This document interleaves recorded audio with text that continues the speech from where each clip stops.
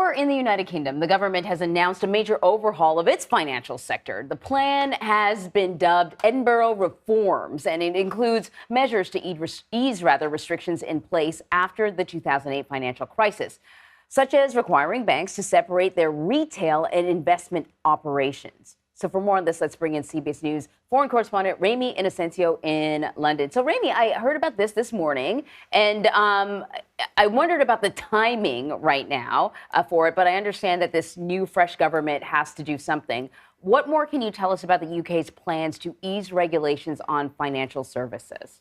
Sure, Anne-Marie. And, there's the shadow of the 2008 financial crisis that you mentioned looming over this story. And then there's the shadow of Brexit, too. The government is basically saying this is the biggest overhaul in 30 years. They were earlier calling it Big Bang 2 and trying to get support for this. And basically, the UK will cut red tape to try to turbocharge growth in its financial sector. But, this is with the country on the edge of official recession. The chancellor has already said that he believes we are in recession here. The hope, though, is that this reform package might protect or maybe cushion against that.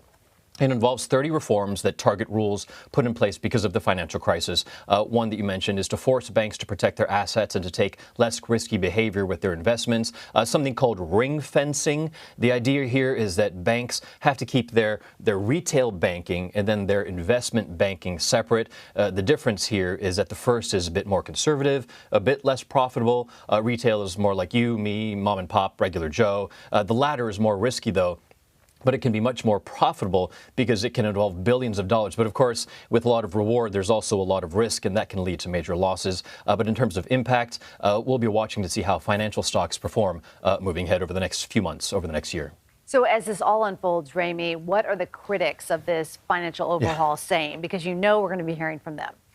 Right. Well, people are saying, hey, listen, are you forgetting about what happened in the 2008 financial crisis? People are fearing that they're just putting that aside to what happened 14, 15 years ago. I mean, the man behind the UK's Independent Banking Commission, he actually guided banking rules after the crisis. He said that it could be detrimental. And there's also criticism that these reforms might amount to maybe too much easing, to letting the financial industry too loose. But one Labour politician is saying that this is a race to the bottom. It introduces more risk that the system potentially can't handle, that there might be more financial instability. But supporters, Jeremy Hunt, the finance minister, said that this is an opportunity because the UK broke from Europe. Brexit did happen, but then there's the flip side to that coin. Critics might be seeing this as desperation, that the UK finance sector and economy are flailing and need a jumpstart because of Brexit.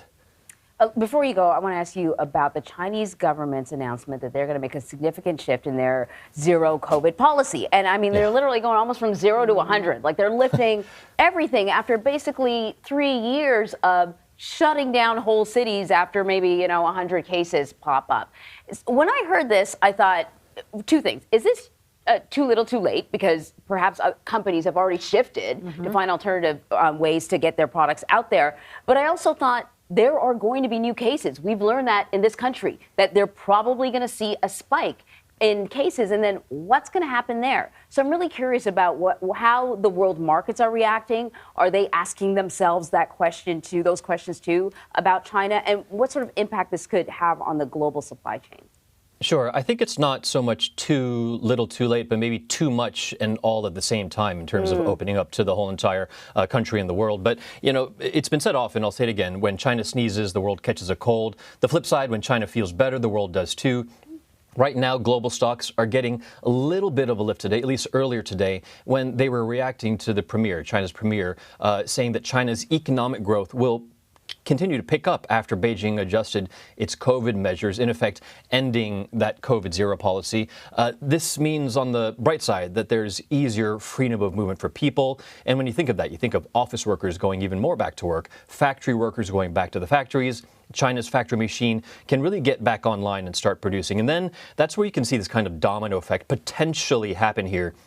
easing the global supply chain. We know that when there's a bottleneck there, there's more inflation. We're all feeling that now. And then because of that inflation, there are higher interest rate hikes. That could potentially be eased by central banks. And now Morgan Stanley is saying that Chinese stocks will perform better than other major markets.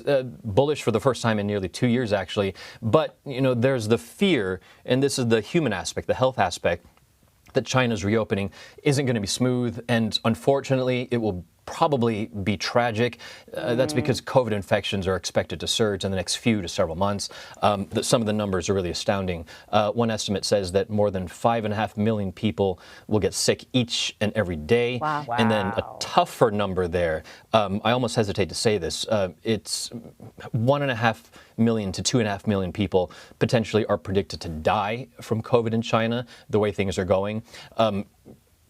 Bottom line, there's one massive health storm coming, the world's second largest economy trying to open up, but again, all at the same time, too much too soon, and after the past 3 years. An extraordinary shift in policy there. Yeah. Ramy, thank you so much. Sure.